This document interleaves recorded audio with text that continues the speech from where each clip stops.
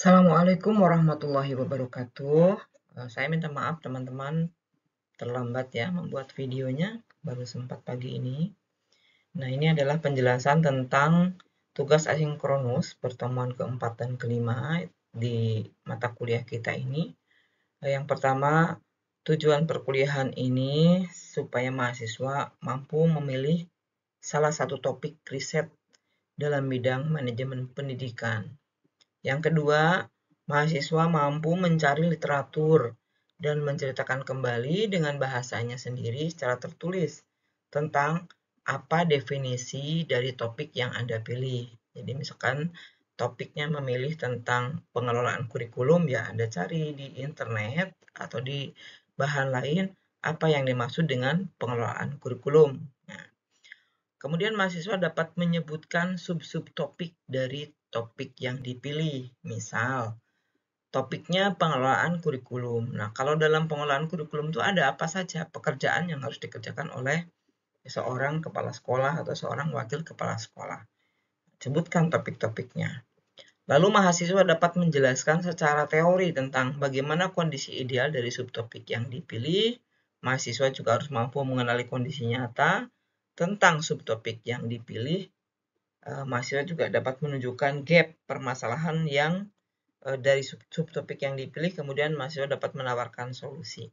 Ini adalah rangkaian kegiatan persiapan mini riset ya. Jadi kalau kita mau melakukan penelitian, kita harus mengenali dulu apa objek yang akan diteliti. Nah, karena ini adalah mata kuliah manajemen pendidikan, maka yang perlu kalian pahami betul adalah aspek-aspek dalam manajemen pendidikan, gitu ya. Kirimkan di Google Classroom. Yang menjadi acuan kita adalah Instrumen Akreditasi Satuan Pendidikan 2020 tentang topik atau aspek dalam bidang manajemen pendidikan yang nyata ada di sekolah di Indonesia sesungguhnya, itu yang ada. Nah, sebelum kalian mengerjakan hal-hal yang lain, perlu dipahami bahwa langkah-langkah mini riset yang harus dilakukan oleh mahasiswa sampai akhir semester itu seperti ini. Pertama, kalian menentukan topik penelitian di pertemuan keempat. Kemudian pertemuan kedua itu kalian udah nyusun judul ya. Judul dari topik yang sudah dipilih. Nanti step by stepnya saya ajari. Nomor 3, menyusun latar belakang penelitian dan menyusun pertanyaan penelitian. Ini dua pertemuan karena inilah yang paling berat ya. Jadi kalau penelitian itu asal latar belakangnya udah jelas, pasti yang lainnya udah mudah gitu ya. Kemudian yang pertemuan ke-98 ini kita akan melakukan pengumpulan data. Pengumpulan data yang akan dilakukan itu sangat tergantung dari pilihan Anda. Kalian boleh melakukan penelitian empiris, artinya datang ke lapangan, nanya, wawancara, atau menyebarkan angket. Tapi kalian juga boleh memilih untuk kajian literatur. Nah, nanti dua-duanya akan kita pelajari, kalianlah akan yang memilih apa yang akan dilakukan. Kemudian, pada pertemuan ke-11-12, Anda akan saya ajari untuk melakukan analisis data. Analisis data yang akan digunakan kalau kualitatif akan menggunakan aplikasi Atlas TI, kalau kuantitatif akan menggunakan SPSS. Jadi kalian harus siap-siap ya, di laptopnya diinstali SPSS, nanti Atlasnya akan saya kasih gratis ya. Yang untuk tipe trial untuk mahasiswa ya, tapi kalau beli itu mahal ya. Kemudian pertemuan 13-15 kalian menulis laporan penelitian atau bisa langsung tidak usah bikin laporan penelitian tapi langsung ditulis dalam bentuk artikel sesuai template yang dipilih. Nah, nanti bagaimana menemukan template ya, kita akan pelajari di waktu saatnya. Atau juga ada mahasiswa yang kalau milih untuk bikin poster, jadi membuat laporannya itu sederhana, lalu apa yang ditemukan di hasil penelitian itu diungkapkan dalam bentuk gambar poster. Nah, poster ini nanti bisa diajukan ke HKI ya. Biasa semester kemarin banyak mahasiswa yang bisa melanjutkan ini sampai ke HKI ya. Prosedurnya gimana ya, nanti akan saya tuntun gitu ya. Yang penting kalian akan harus hadir, harus mengikuti setiap kali kita bertemu ya, mau baik asinkronus maupun sinkronus, offline atau online sama saja. Yang penting kalian tetap menyimak dan ikut. Nah, topik mini riset ya. Maaf ini masih tertulisnya BK saja, saya belum edit. Ini berlaku untuk BK dan juga PBSI ya, yang tahun ini ikut kuliah saya. Topik mini riset bidang manajemen pendidikan itu banyak ya, banyak sekali. Nah, yang perlu kalian lakukan adalah supaya nggak bingung. Pertama, kalian harus tahu untuk memilih topik itu, hal yang perlu dilakukan adalah mencari informasi yang lengkap tentang apa saja yang perlu diperhatikan oleh kepala sekolah sebagai manajerial, sebagai leader dalam meningkatkan kinerja guru dan siswa. Salah satu cara yang bisa kalian lakukan dengan mudah untuk menemukan aspek-aspek penting yang perlu diperhatikan oleh kepala sekolah dalam mengelola sekolah adalah dengan mencari sumber yang valid yang dipakai di Indonesia secara resmi saat ini, yaitu Instrumen Akreditasi Satuan Pendidikan 2020. Tentunya yang lebih tepat adalah pada komponen manajerial. IASP 2020 itu adalah instrumen akreditasi sekolah madrasah yang mulai diterapkan oleh Kemdikbud pada tahun 2020. Kalian mungkin tidak terlalu akan mendalam mempelajari IASP 2020, tapi kalian harus membacanya. Instrumen ini digunakan untuk mengukur kualitas sekolah. Nah, salah satu komponen untuk mengukur kualitas manajemen pendidikan yaitu di bidang komponen manajerial, di komponen keempat.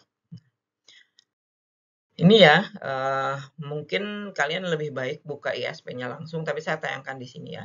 Komponen sekolah, manajemen sekolah atau madrasah dalam ISP itu ada 10 hal. Ada 1, pencapaian visi misi. Jadi kalau kepala sekolah atau kepala madrasah yang baik itu dia harus mempunyai strategi yang baik, bagaimana caranya mencapai visi misi sekolah.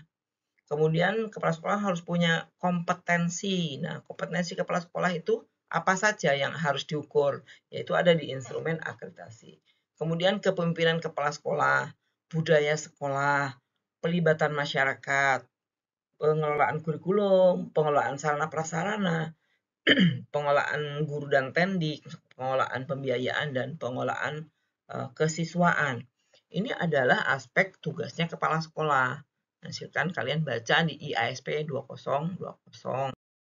Nah, tugas kalian adalah pertama, di antara 10 topik ini ya, di antara 10 topik ini yang tadi saya sebutkan, mana yang menurut kalian menarik? Apakah tentang pengelolaan keuangan, pengelolaan kesiswaan, pengelolaan kepegawaian, apapun itu boleh, kalian silahkan memilih. Pertama, kalian tentukan, saya mau memilih topik ini, titik.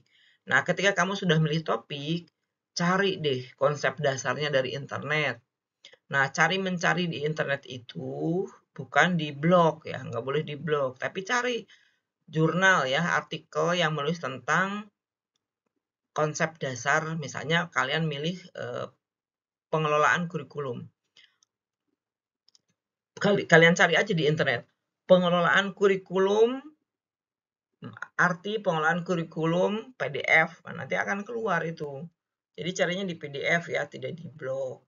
Nah, kemudian kalau sudah menemukannya, kalian tulis, apa sih yang dimaksud kurikulum itu? Mengapa harus dikelola? Gitu. Lalu, misalnya karakteristik kurikulum itu seperti apa? Nah, kalian pokoknya tidak hanya harus terpaku di apa definisi dan karakteristik, kalian boleh mengembangkannya. Yang penting maksudnya adalah sebelum Anda menulis, Anda harus tahu apa yang ditulis. Harus tahu betul kalau milih pengelolaan kesiswaan ya harus tahu kesiswaan itu apa, pengelolaan kesiswaan itu apa, mengapa itu penting gitu. Siapa yang biasanya terlibat itu harus tahu. Nah, cari di internet itu semua ada. Bahkan di bukunya Kristiawan yang saya share itu juga sudah ada. Nah, itu ketika kalian menuliskan ulang, pastikan harus selalu mencantumkan sumbernya atau referensinya. Jadi, jangan sekali-kali nulis punya orang tidak menyebutkan referensinya ya. Nah, kalau itu sudah oke, sudah tahu induknya, oh topik saya adalah pengelolaan keuangan misalnya. Udah dijelaskan apa pengertiannya dan sebagainya. Nah, setelah itu kalian bukalah IASP. Ya, bukalah IASP 2020. apa sub-sub topik yang menjadi pokok bidang garapan dalam topik tersebut. Nah, cara melihat sub-sub topik itu, kalian bisa lihat dari butir-butir instrumen, misalkan dari visi misi ya, visi misi. Nah, ada butir yang menyebutkan perencanaan pengembangan visi misi. Kemudian ada butir yang menilai tentang proses sosialisasi visi misi gitu. Nanti Anda bisa melihat ya di IASP 2020. Kemudian setelah kalian menemukan ya sub-sub pokoknya, dituliskan kembali.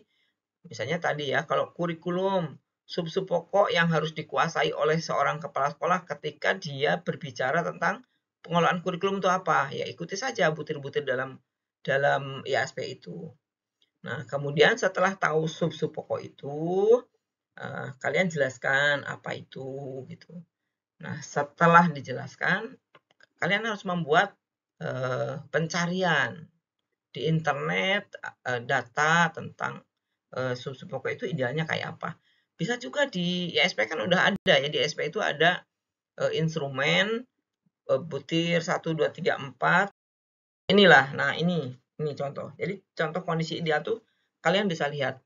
Misalnya di manajemen madrasah itu ada butir 23 tentang sekolah mengembangkan, mensosialisasikan, mengimplementasikan dan mengevaluasi visi misi dan tujuan sekolah.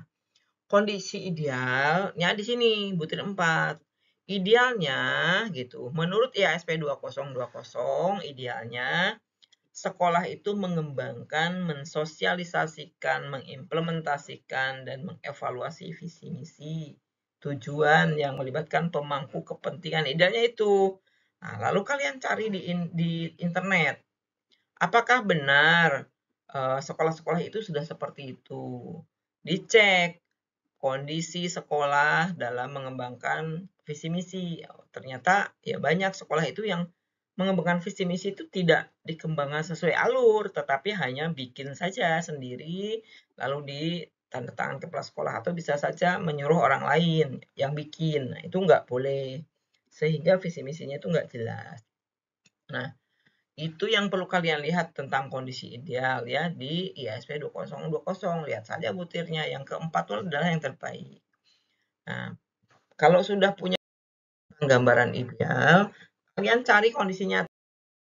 Nah, kemudian bandingkan antara kondisi ideal dengan kondisi nyata. Misalnya begini, untuk pengembangan visi misi itu harusnya sekolah itu mengembangkan sesuai tahapan. Tetapi ternyata faktanya banyak sekolah yang hanya menyusun visi misi itu asal, dia sendiri nggak tahu yang ditulis itu apa. Sehingga menyebabkan sekolah itu tidak mempunyai tujuan yang jelas. Tidak adanya tujuan yang jelas di sebuah sekolah itu dapat mengakibatkan mereka juga sulit untuk berprestasi. Misalnya seperti itu ya caranya untuk membandingkan. Nah, kalau kalian sudah bisa menyebutkan itu ya, ya itulah berarti kalian sudah selesai pertemuan keempat dan kelima gitu. Nah, untuk pertemuan keempat ini kalian cukup saja sampai mencari topik, lalu mencari subtopik, lalu menyebutkan dari subtopik itu mana yang akan jadi penelitian kalian. Itu aja sampai di situ. Nanti kalau sudah itu kita akan belajar mencari kondisi ideal, kondisi nyata itu di pertemuan kelima. Itu. Saya ulangi ya, nanti mungkin kalau bingung. Untuk pertemuan keempat tuh Anda cukup sampai sini saja. Kalian mencari topik, menjelaskan topik itu apa, dari topik itu sub-subnya apa, dari sub-sub itu apa yang akan kalian teliti. Misalkan dari pengembangan visi misi, tentang implementasi visi misi, itu juga kan nanti implementasi visi misi itu masalahnya banyak gitu. Yang penting kalian pilih dulu salah satu gitu ya. Nah, ini kalau ini judulnya nanti bahas. Ini pertemuan kelima itu tadi cari data ideal, cari data nyata, lalu dibandingkan.